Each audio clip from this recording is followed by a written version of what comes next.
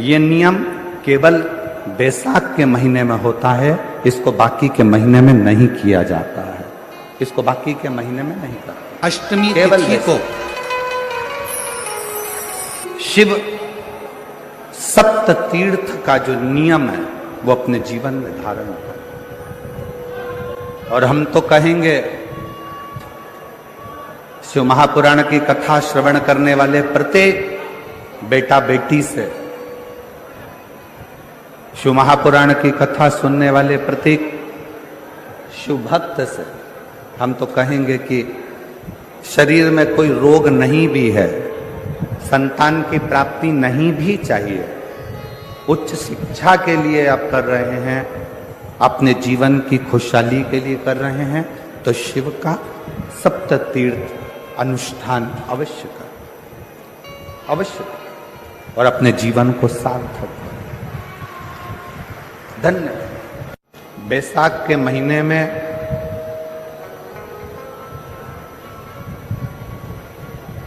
शिव सप्त तीर्थ का बड़ा महत्व है।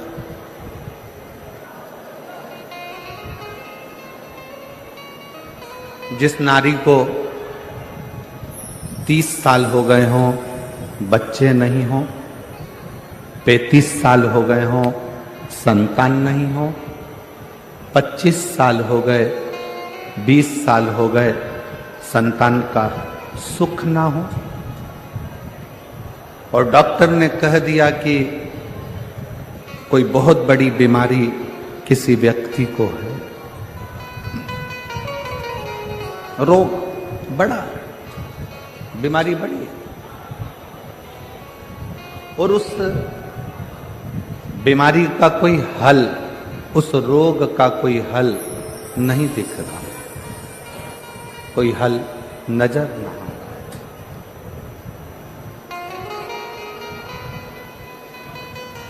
कोई हल दिख ना रहा। तो बैसाख महीने में शिव सप्त तीर्थ का एक अनुष्ठान अपने जीवन में जरूर करें। मट्टी के पात्र में जल भरना और मट्टी के पात्र में जल भरकर प्रतिदिन रोज 7 दिन का ये नियम होता है सप्त तीर्थ का, सप्त तीर्थ। बस विराम जो है उसका प्रदोष के दिन होना चाहिए।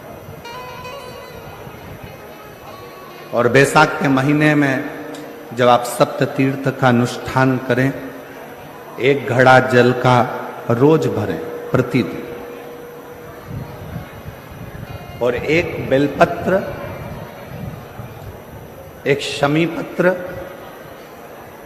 उस घड़े के नजदीक में कोई पात्र में अवश्य रखें। पात्र को, जो जल का घड़ा है, जल का पात्र है, उसको मट्टी के ही दीप से या कोई श्वेत वस्त्र जिसको मला गया हो, धोया गया हो, साफ हो, उस वस्त्र से ढक दें। एक दिन एक शिवालय में जाएं, शमी पत्र अशोक सुंदरी वाली जगह पर समर्पित करें। अशोक सुंदरी की जगह जानते हो ना आप लोग? अशोक सुंदरी की जगह पर शमी पत्र समर्पित करें। बेलपत्र जहां आप खड़े हैं उधर से डंडी का भाग आपकी ओर हो, और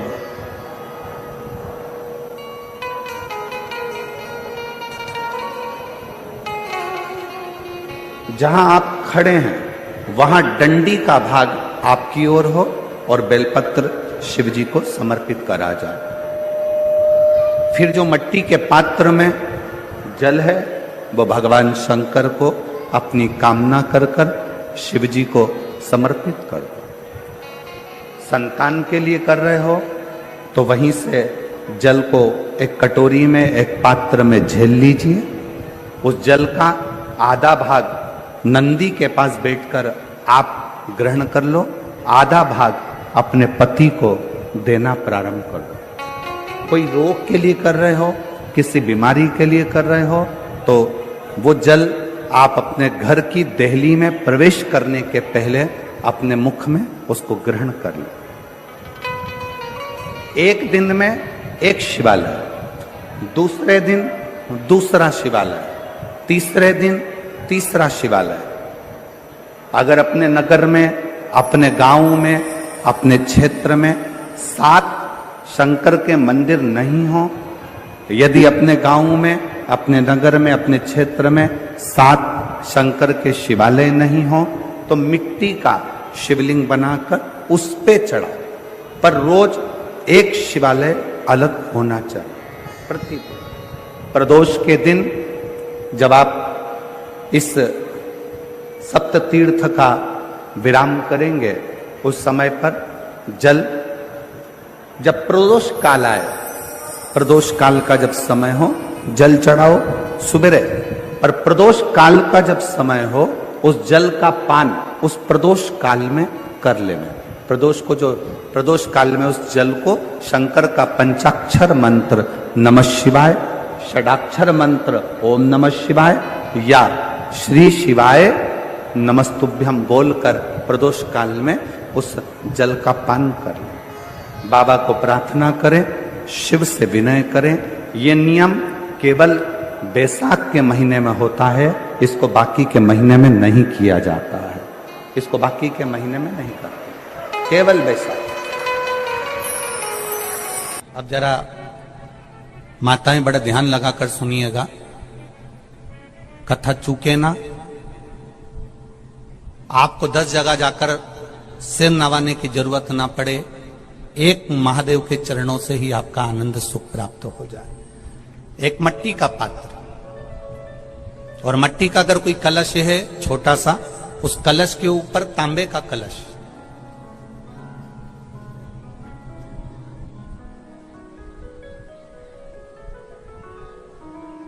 माता प्रसूति, दक्ष प्रजापति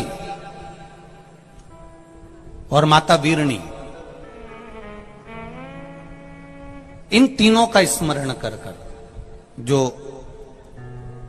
बड़ के पेड़ के नीचे जो शिवलिंग हो, बड़ के पेड़ के नीचे जो शिवलिंग विराजमान हो, चाहे वो ओटले पर हो, चाहे वो पत्थर का हो, चाहे वो सीमेंट का हो, चाहे वो कंकर का हो, चाहे वो मार्बल का हो, चाहे वो जिस भी चीज का हो, बड़ के पेड़ के नीचे जो शिवलिंग हो, उसमें सीधे जब आप कलश लेकर जाएंगे तो मिट्टी का पात्र, उसके ऊपर तांबे का पात्र भरा हुआ, दोनों को एक साथ पकड़ कर ले जाएंगे। पर जब आप शिवलिंग पर दक्ष प्रजापति, प्रसूति और वीरणी, इन तीनों का नाम लेकर सीधे हाथ में मट्टी का पात्र और उल्टे हाथ में तांबे का पात्र लेकर धीरे धीरे शिवलिंग पर जल समर्पित करेंगे, और उस जल का पान उसी बट वृक्ष के नीचे दोनों पति पत्नी अगर पान कर लेते हैं और संतान की कामना कर लेते हैं, तो भी मेरा महादेव संतान प्रदान करता ही करता।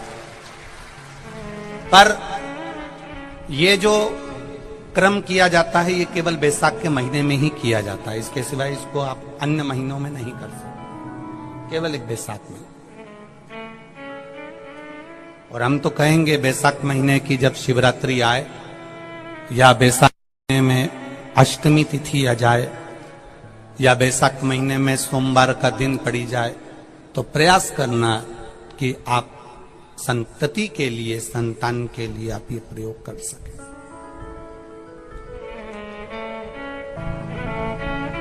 खाली न जाता कोई दर से तुम्हारे, मैं भी खड़ा हूं नंदी बाहे पसारे।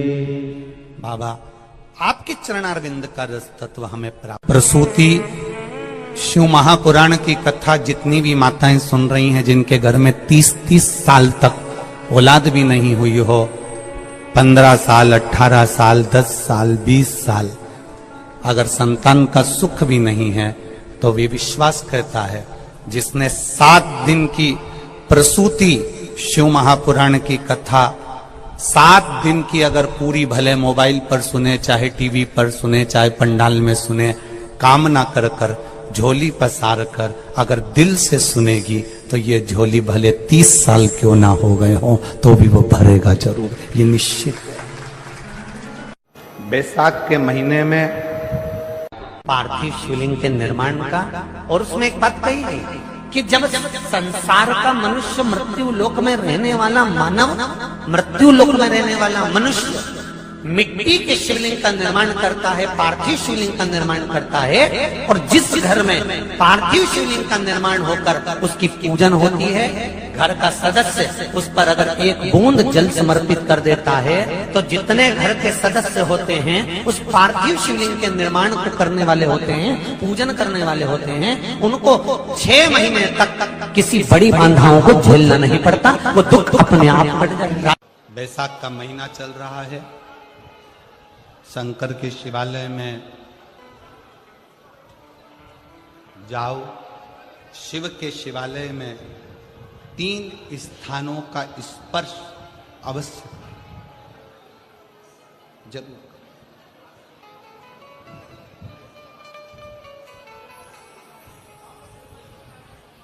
किसी मंदिर में शंकर जी के शिवलिंग को छूने नहीं देते, जैसे दक्षिण साइड में, साउथ में, तो अपने ही घर में जो शिवलिंग है उसके 3 स्थानों का स्पर्श अवश्य करें। समझिए,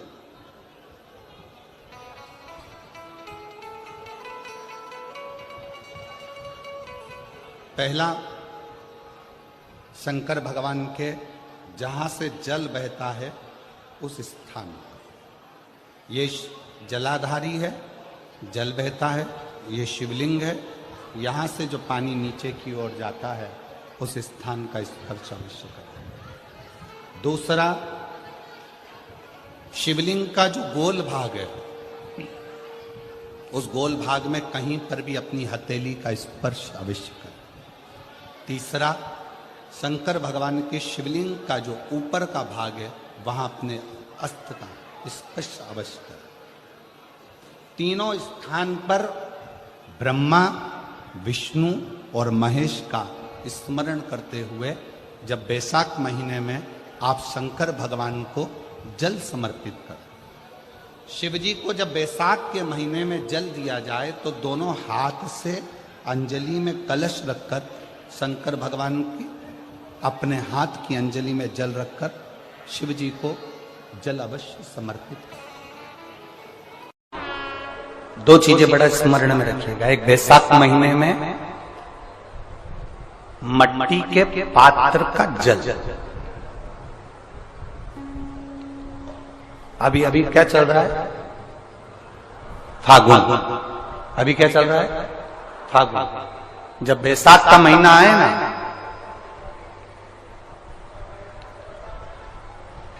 जितने यहां बैठे और जितने आस्था चैनल पर सुन रहे और जितने फेसबुक यूट्यूब पर कथा श्रवण कर रहे हैं, जितने मोबाइलों पर देख रहे हैं, प्रयास करना, बैसाख के महीने में मिट्टी के पात्र में जो रात्रि भर जल रखा हो, मिट्टी के पात्र में, अगर आपके पास में घड़ा हो, हंडा हो, नी हो, तो दिया हो, दीपक हो, कुल्लड़ हो, कोई भी तुम्हारे पास में जो मिट्टी का पात्र उसमें जल भरना।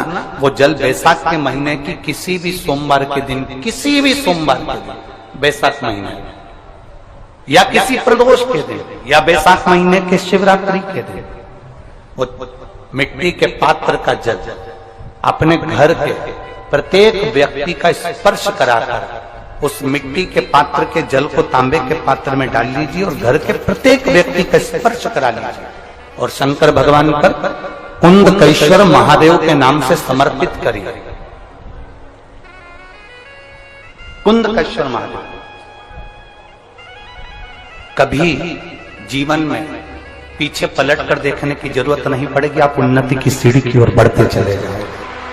बैसाख महीने में कभी एक विचार करिएगा कि नरसिंह अवतार बैसाख के महीने में हुआ, कुर्मा अवतार बैसाख के महीने में हुआ, हयग्रीव अवतार बैसाख के महीने में हुआ, परशुराम अवतार बैसाख के महीने में हुआ, माता जानकी का अवतार बैसाख के महीने में हुआ। आखिर बैसाख के महीने में, माधव महीने में इतनी महत्वता क्यों?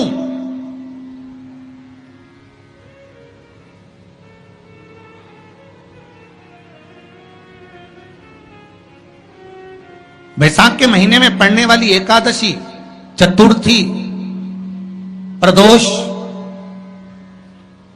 अमावस्या, पूर्णिमा, शिवरात्रि, ये सभी इतनी महत्वपूर्ण क्यों हो जाती है?